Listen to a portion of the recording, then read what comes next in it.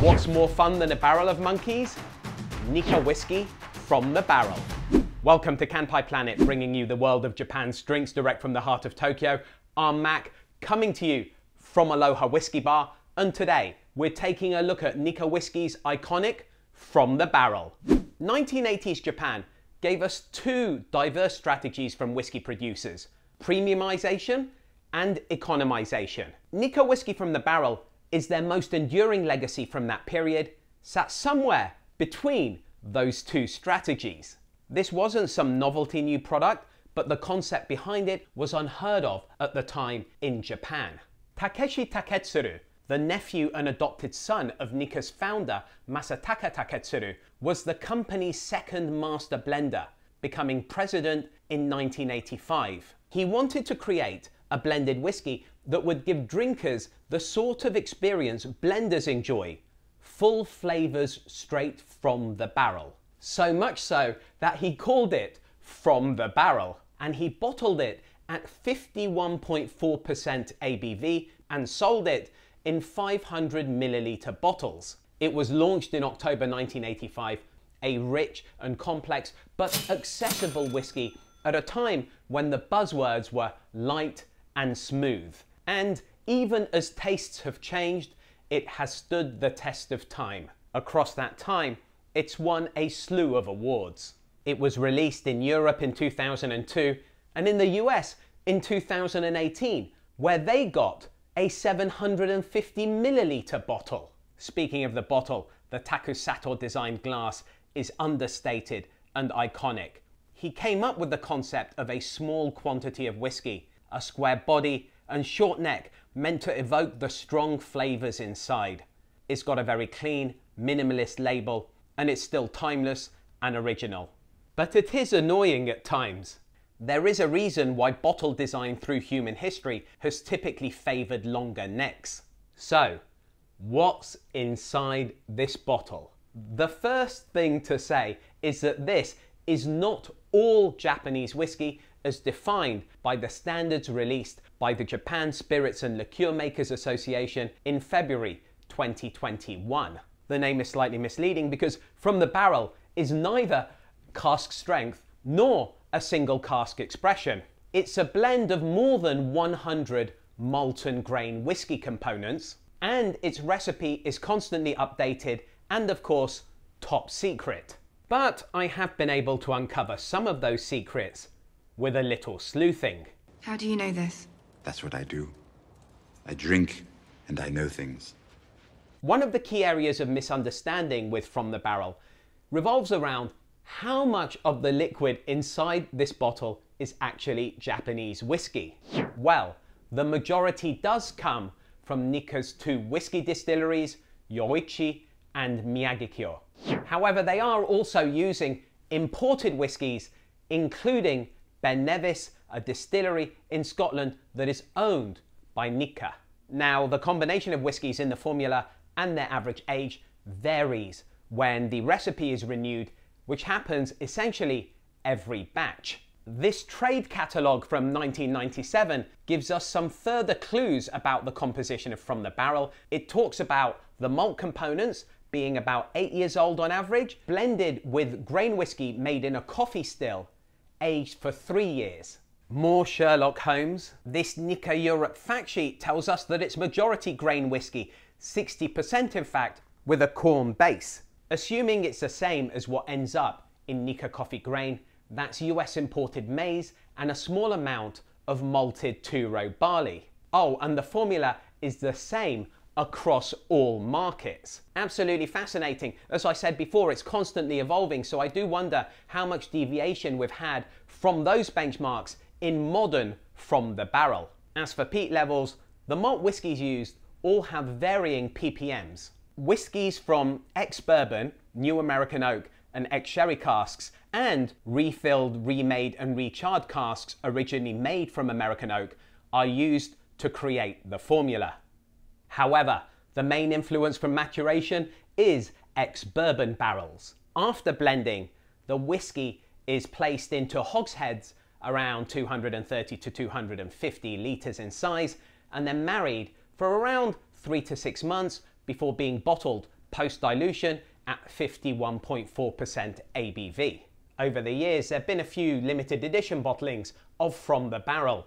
There have been distillery exclusive labels, and there was an Arita ceramic bottle which cost 5,000 yen when released in July 1989. But my favourites are the 3-litre Europe exclusive that dropped in 2014 to celebrate the 80th anniversary of Nikka, complete with Valinx and wooden stand. And in 1992, Nikka actually sold a 20-litre barrel of From the Barrel, which came in at 164,000 yen. I'm not making that up, and I would absolutely love to have one of those kicking around. Back to the present day, where its recommended retail price in Japan is the same, at least at nominal levels, as its price back in 1985 when launched. Strangely, despite being above 46%, it's actually chill filtered, and it does have added colour. After all that, how does it taste? Let's find out. Did you know that there's an extended version of this video available for supporters at buymeacoffee.com/Kanpai Planet? If you're one of them, thank you and Kanpai. We're going to be tasting a bottle which I purchased in a supermarket in Tokyo in August 2022. As the colour's been doctored, we won't spend too much time on it, but it does have this auburn coppery colour with a golden hue. On the nose. Ooh, that nose is very pronounced. There's a lot going on here, so let's kind of break it down a little bit. Let's talk about the fruit first of all, because one of the first notes that does hit me is orange, but there's also other fruit there. Pineapple, more of a kind of cooked, slightly more subdued pineapple is present, along with some apricot and some pear. The sweetness here is caramel and vanilla driven, which one would expect given that the biggest influence on maturation has been ex-bourbon. And there's also a kind of digestive biscuit note. And perhaps there's some muscle memory going on, but those biscuit notes are also bringing some milk and some cream. The woodiness is quite prevalent. There's a lot of fresh oak here, but also some varnish, acetone, nail polish, which gives away the fact that this is at least 60% grain whiskey. You are rewarded with a longer time spent with the dram as more and more notes emerge. In terms of spice, for example, there's ginger here and also cloves. It's definitely complex, but pretty refined as well. Kanpai.